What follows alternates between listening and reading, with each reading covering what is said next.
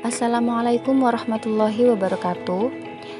Kami dari kelompok 11 yang beranggotakan Nabil Rahma Warabrata dan saya sendiri Nurhayati akan menjelaskan layanan bimbingan dan konseling Islam dalam pondok pesantren. Adapun pondok pesantren yang kami jadikan sebagai objek observasi kami yaitu Pondok Pesantren Salafiyah Syafi'iyah Sukorejo yang ada di Situbondo, Jawa Timur.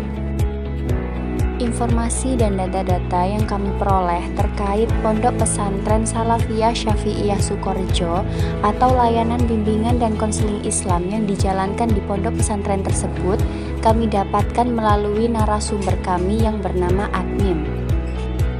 Narasumber kami adalah mahasiswa UIN Sunan Ampel Surabaya semester 5 yang sebelumnya telah menempuh pendidikan di Pesantren Salafiyah Syafi'iyah Sukorejo. Adapun profil singkat dari Pondok Pesantren Salafiyah Syafi'iyah Sukorejo akan dijelaskan oleh rekan saya Nabil Rahma Warabrata. Pondok pesantren ini adalah salah satu pesantren terbesar di Jawa Timur.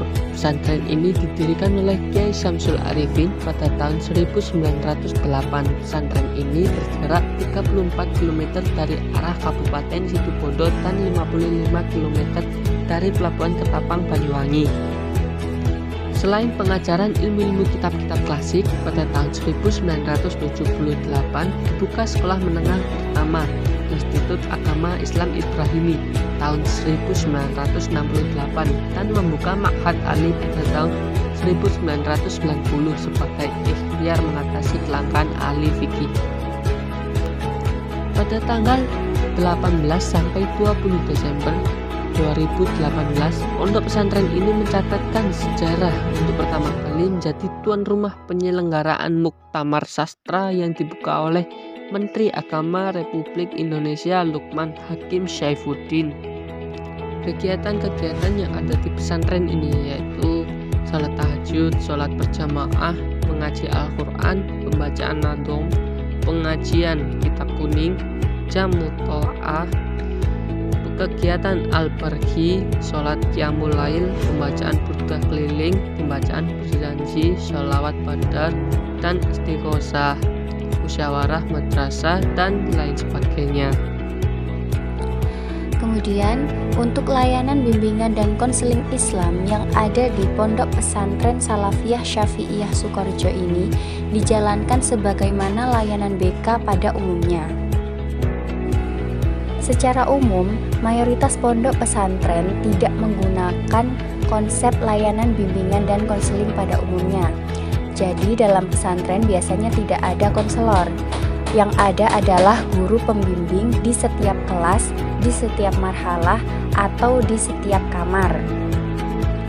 Narasumber kami menyatakan bahwa Pondok Pesantren Salafiyah Syafi'iyah Sukorejo ini menggunakan sistem konseling secara umumnya.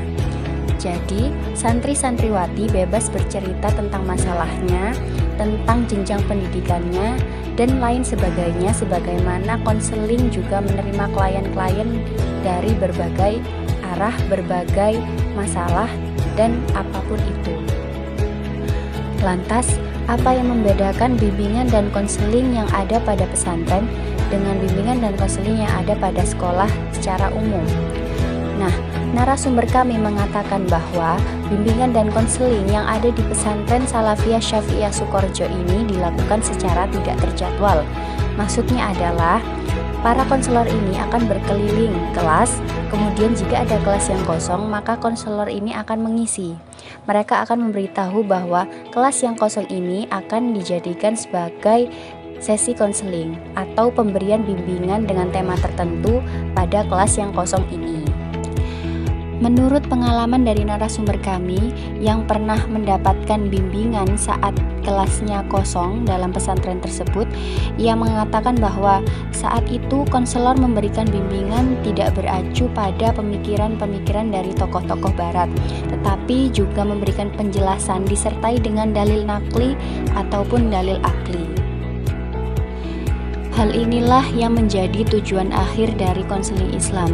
Maksudnya adalah Konselor Islam selain memberikan bimbingan dan konseling kepada klien, ia juga menjadi pendakwah bagi mad'unya. Demikian penjelasan dari kelompok 11 terkait layanan bimbingan dan konseling yang ada di Pondok Pesantren Salafiyah Syafi'iyah Sukorejo. Apabila ada kekurangan, kami mohon maaf yang sebesar-besarnya. Akhirul kalam, wassalamualaikum warahmatullahi wabarakatuh.